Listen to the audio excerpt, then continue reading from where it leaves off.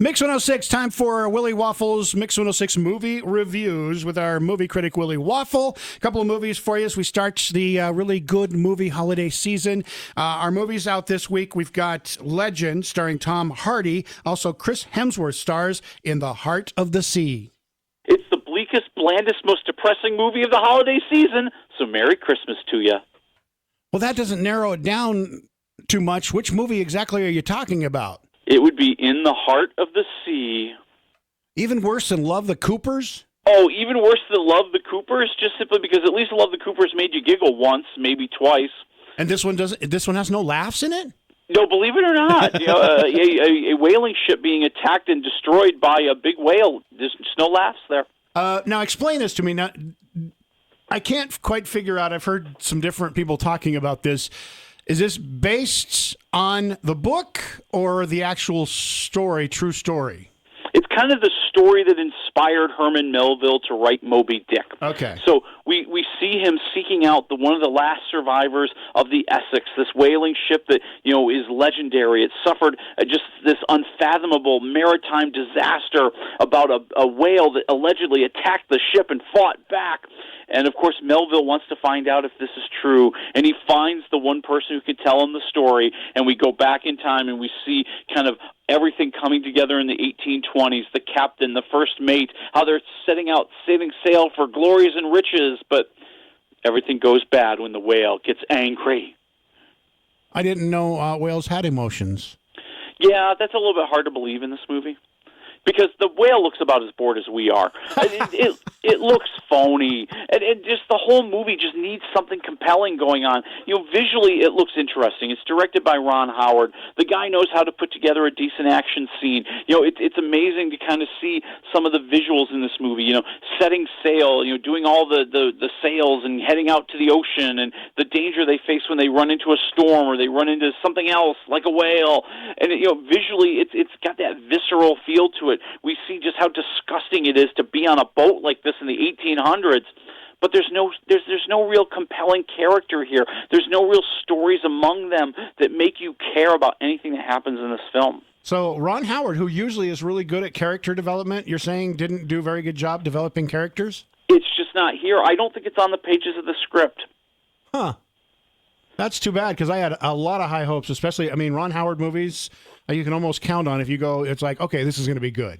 Yeah, usually you can, and you usually count on Chris Hemsworth to deliver a good performance. But here in this movie, there are times when he sounds like a guy from New England. There are times when he sounds like a guy from England. Oops.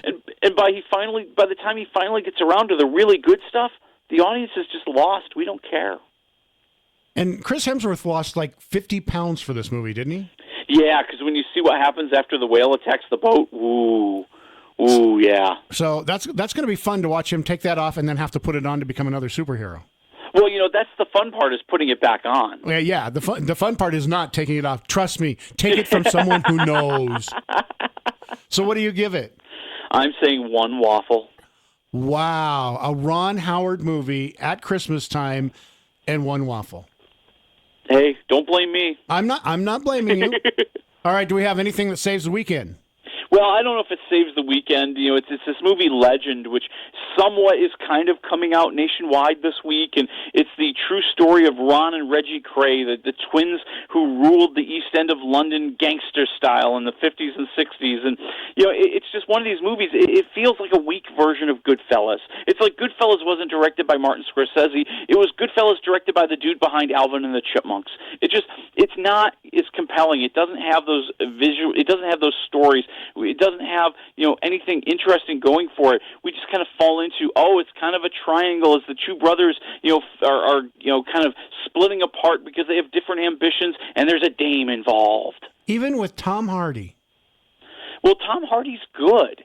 He's probably the one reason to go see the movie, because he does portray the twins as very different people. Ronnie Kray being very violent, very angry, mentally ill. And then you've got Reggie Kray, kind of the suave guy that all the stars hang out with when they go to his club. And, so that's a good performance from Hardy, creating those two distinct personalities, creating them very differently physically as well. Yeah, it's amazing when you see the previews. That even comes across in a short 2-minute clip. clip of the movie about how different the characters are played by the same exact guy. Yeah, and then, if you really like Tom Hardy, you'll get something out of it. I love Tom Hardy. Yeah, well, I'm going 1.5 waffles. You'll go 2.5 waffles. Oh, wow. I am so disappointed. I thought at least this weekend we were going to have something good ahead of Star Wars weekend next week.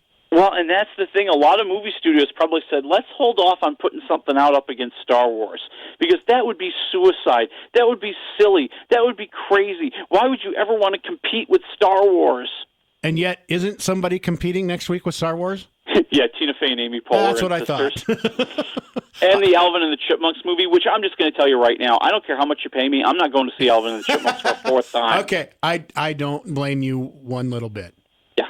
All right, so next week we have those two movies. I will be telling you that next week I will be reviewing Star Wars with you, because I am going to see it Thursday night in the very first showing in 3D here in the Treasure Valley. That is just going to be awesome. I'm telling you. Do like me. You have to live your life in the safest way possible for the next week. I'm going to be in a bubble. I'm not going to eat Chipotle. I'm not going to be exposed to the flu. I'm not going to get hit by a bus. I am somehow surviving the next 7 days. Well, I just want to let you know that even though I haven't seen it, just based on the previews and based on my knowledge and love of Star Wars, I've already started out with 2 waffles. That's right. There's already a baseline. Yeah, we understand there's a base. Most movies start out at 0, but this one is starting out at 2, and there could be a possibility of the first 5 waffle movie. Nice. I'm just forewarning you next week. I'm ready for that. I feel that with the Force, anything is possible. Well, may the Force be with you, and we will talk to you next week. Talk to you then.